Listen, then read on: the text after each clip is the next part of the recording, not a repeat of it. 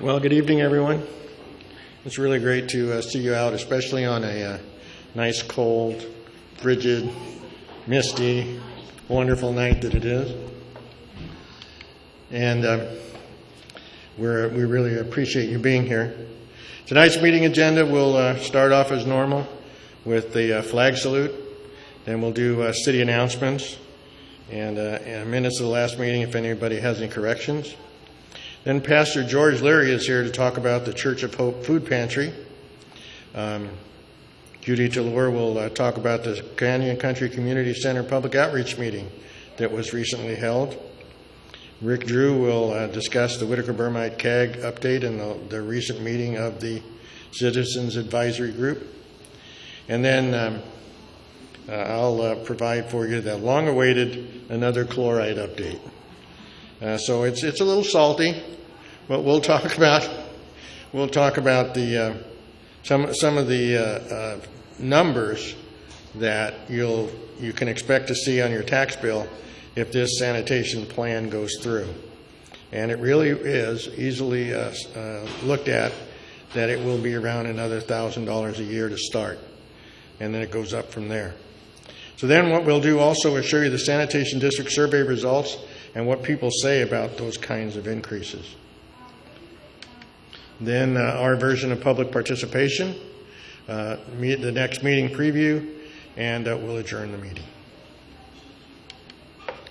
So this is it's always a very interesting meeting. You know, we moved it a week so that everybody had a great opportunity to spend time with their families in Thanksgiving. This meeting kind of gets bookended between the Thanksgiving holidays and then the Christmas, Hanukkah, Kwanzaa, New Year's Eve celebrations that we're all going to have toward the end of the year. And right in the middle of those two, right in the middle of all those wonderful times and those kind of bookended events, we get to remember December 7th, when World War II, for the United States at least, started at Pearl Harbor in Hawaii. So when I started doing a little research on Pearl Harbor, because a lot of people talk about it and you see pictures of airplanes and ships and all the other kind of stuff, and also realizing that for many years I worked alongside a gentleman named D.T. Berry. And D.T. Berry happened to be an Arizona survivor from Pearl Harbor.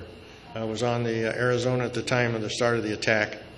And when I started doing research about it, I realized that on that day, there were 15 recipients of the Medal of Honor on Pearl, and one on Sand Island, and 51 recipients of the Navy Cross, 3 recipients of the Navy and Marine Corps Medal on Pearl, and 3 recipients of the Silver Star.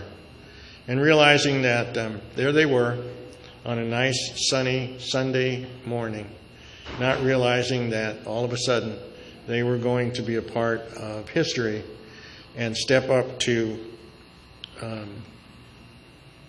their time as fate made them heroes. And wondering if we were there today, would we have that same resolve to take up what we needed to do in the face of such adversity? And with all those stories that happen about Pearl, we also need to remember that some of the stories will never be told, and some of the men and the women will never be known. So we realize that there are, as there are today, men and women serving our armed forces all around the world, heroes all among us, and we need to keep them in mind through this holiday time and realize that it's through their sacrifice that allow us to celebrate and to enjoy the lifestyle that we live. So with that, could you please rise? And Judy, would you lead us in the Pledge of Allegiance?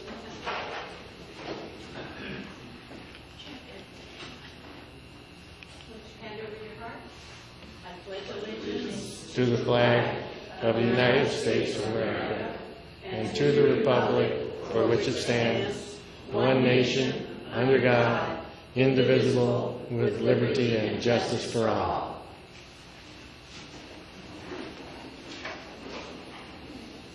There's a little bit of history, too. When's the last time you saw Life magazine on the stand?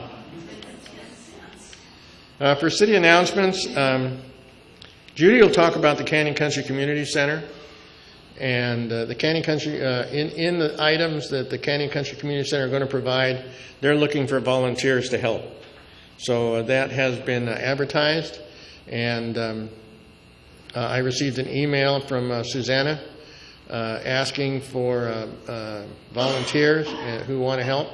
So if you are a mind that you want to help in either helping seniors or helping young adults, give Susanna a call at the city, and I'm sure she'll be more than willing to accept what you have to offer. There was an economic development subcommittee meeting on the 26th, and it had to do with manufactured home rental adjustments, or the fee adjustments for manufactured homes. Now, I didn't make the one on Monday because I was enjoying the flu at the time, but I did make the one before. This particular one on Monday was simply to formalize the agreement that they had at the meeting beforehand. And so I thought it was interesting, and I was going to ask if we have members that are interested in that process, then I'll make sure that we find out more about it, and we'll bring some people here. Yes, sir. I'm on that committee. I was the one that took your hand on the 19th. Yeah. Tell you that meeting was not as normal as the 19th meeting. It went a little more. Okay. Okay. Well, maybe what we should do is you and I get together and either if you'd like to provide some presentation, or we can get someone else to come or with you, however you'd like to do it. Okay. Yeah, I'm down here for the first time. Alan invited me, so thank you. Okay. We'll get together and work it out. The SCV Conference Center Master Plan. There's going to be a follow-up meeting on Wednesday, December the 5th from 6 to 8 p.m. Now, they're talking about putting a conference center into Santa Clarita. And I went to the first meeting. Anybody else? Who else was there? Anybody else go? Yeah. And it was an interesting meeting because it really was theoretical. They were asking, what would you like in a conference center? Conferences, probably. But they really didn't have a location yet. They didn't have a plan yet. And they were simply looking for community input. So here there's going to be a follow-up. Hopefully it is going to be a little more solidified by this time, and we can actually have some interesting stuff to report. So it's on December the 5th. Starting this January 17th through February 28th, there's going to be a new CERT class starting. Anybody that wants to know how beneficial CERT classes are, they can talk to Rick, because Rick's been through them, his wife's been through them, and another batch of them are starting at the Activity Center. Cost is $30. You can register online at santaclarita.com/seasons. Our sheriff's station is now coming to life with a Facebook page. So you can look at their Facebook page. You can contact them on Twitter. You can sign up for Nexel, which tells you about their activities, crime activities throughout the city, or you can just go to their website. But it seems more and more that under Captain Becker's leadership, the Sheriff's Department is coming more and more up to date in technology and making every attempt to reach out to the public. So take a look at their Facebook page, and you might want to become a friend of the Sheriff's Station. Deputy Joshua Dubin is in charge of that. You can also email him if you like. And, of course, this will be in part of our videos. You'll be able to grab the email address from there. Okay, this is the part that I think is really fun. At the last meeting, we talked about the code enforcement meeting. And we talked about what was discussed as far as changes to UDCs relative to code enforcement and what issues they had had.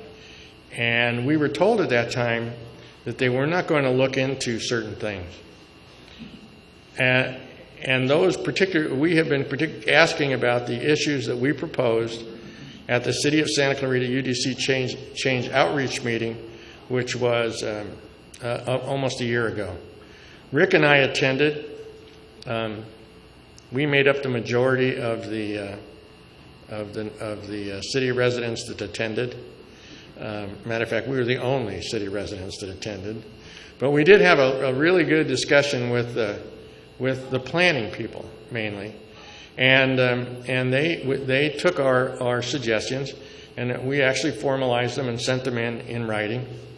And so we've been very disappointed that we've been, people have been telling us, oh, we'll see them at the beginning of the year, oh, we'll see them at the end of the year, and then we weren't going to see them at all. But evidently, it's kind of a deal where in some cases, like it might happen in any big organization, the right hand doesn't know what the left hand is doing. So we have code enforcement sections that are looking at certain parts of the UDCs, and we have some planners looking at others, and we have still other planners who are still interested in what we had to say. So Robert Newman got together with them and set up a meeting on November the 1st to discuss them. Invited me. We had 5 people from planning. Armenine was there as the new planning manager, director. I think she's a planning director. And they were very familiar with what we had asked for. So it was really good to discuss them, and that they had indicated that they will provide answers by the end of December. So just remind you about what those were. One was to discuss how new ordinances should be applied to mature neighborhoods.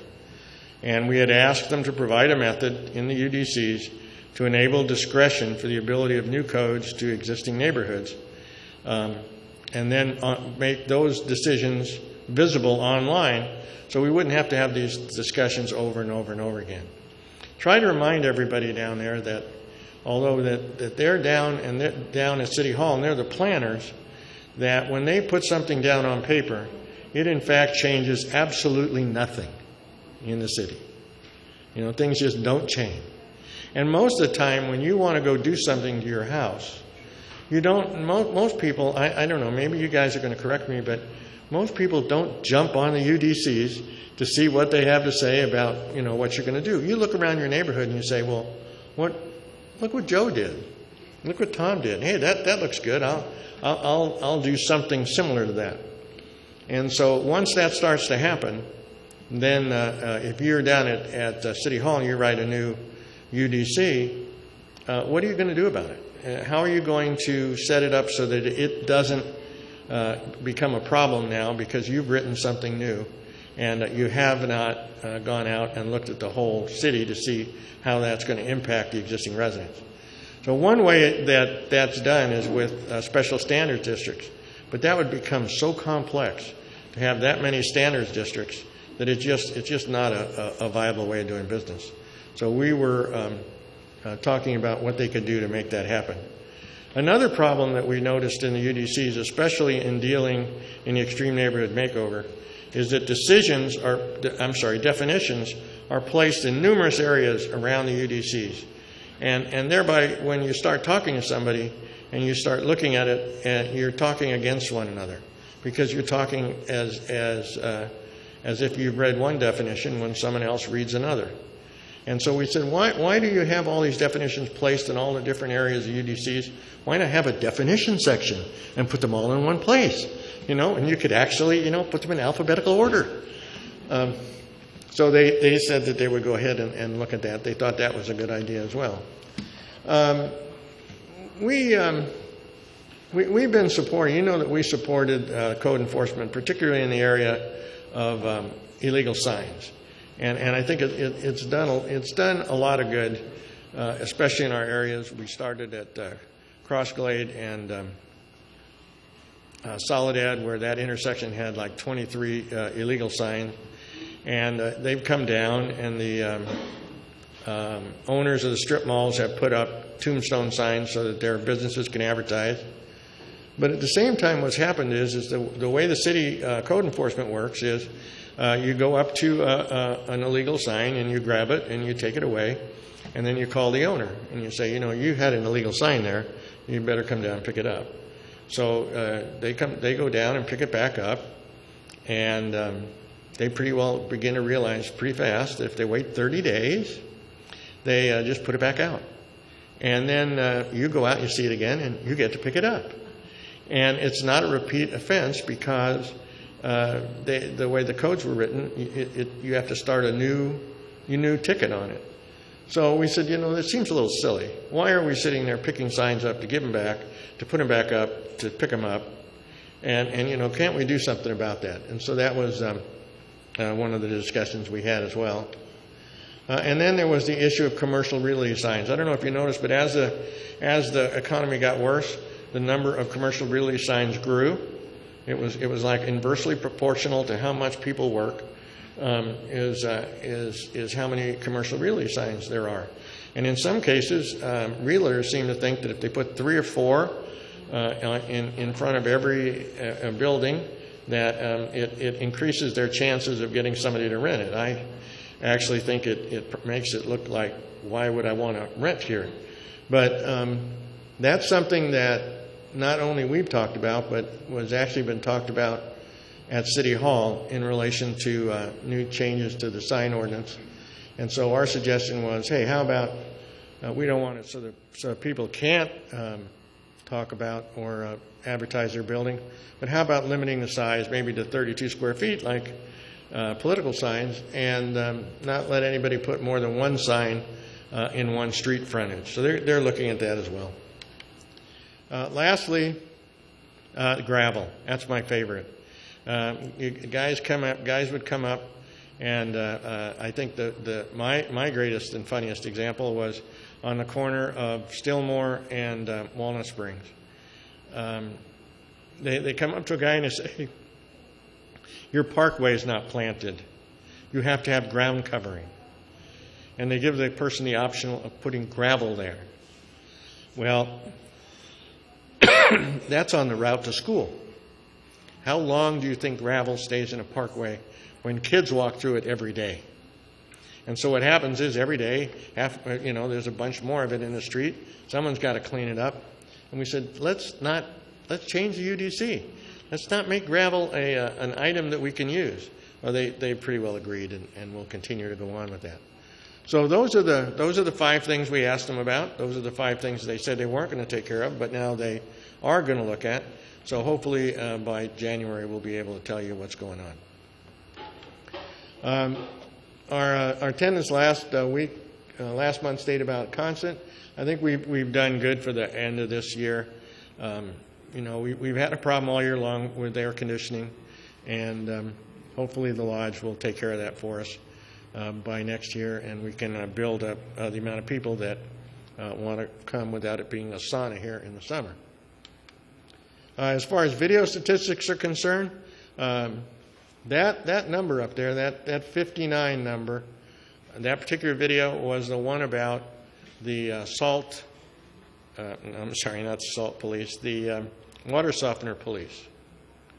So that was the one about the water softener inspections being done by the sanitation district. People seemed very interested in it, and so I'm going to ask you some questions about it later. But it had the largest number of views for last month. And of course, we try to keep track of this so that we understand what you're interested in, and we can provide that information. Do we have any public participants tonight? 3. Who's number 1?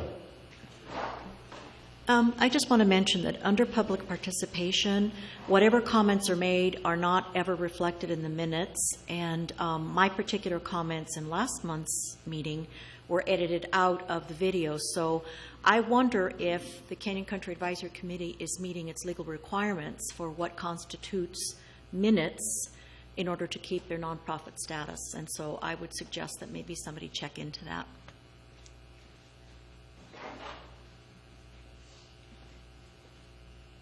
George? No, George? Kathy? No Kathy. Okay. Yes, Judy. I forgot something. You forgot something? Yes. Well, you better go get it. I know. On a happier, more pleasant note, if you would like to volunteer for anything in the city, it's an easy process.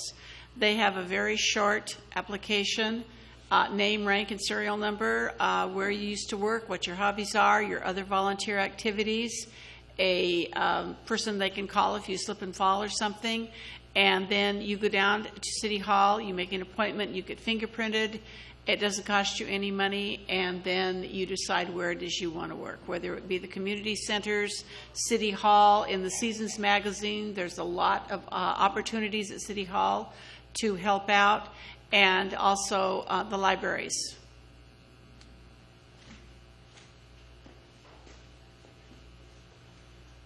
Okay. Next, January. We're gonna have a little discussion about why our city council does not like videos. If anybody watched the council norms, you saw this huge, long discussion about videos, and we'll show you why they don't like videos. And also, we'll have a little discussion about Santa Clarita Historic Preservation Ordinance, because it looks like they're actually almost reaching consensus at this point, which is just very interesting, between those that are already on the historic preservation list and those that would like them on the list. And it has to do with the idea that if you're on the list and you want to develop your property, it's the discussion of whether or not the city will pay either to move your property or at least pay the difference between the demolition fee and the moving fee to buy that piece of that building. So it was very interesting because we have to wait and see what's actually going to come out in writing and see how close to that it is. But I thought it was interesting that after the meeting and talking to both people that were on the list before and adamantly opposed to it, they believed that would fix the problem. And in talking to Leon Warden, he was also happy with that as a fix for the problem. So I think we've reached a it's almost like seeing the Palestinians and the Israelis agree. So we'll talk about that next month. But in the meantime, it's going to be a whole wonderful month. You're going to have lots of family and gatherings and stuff to do. So from all of us at the Canyon Country Advisory Committee to all of you, we wish you all a very merry and happy holiday season and hope you're healthy, wealthy, and back in January. And choose again to visit the Canyon Country Advisory Committee. Thank you very much.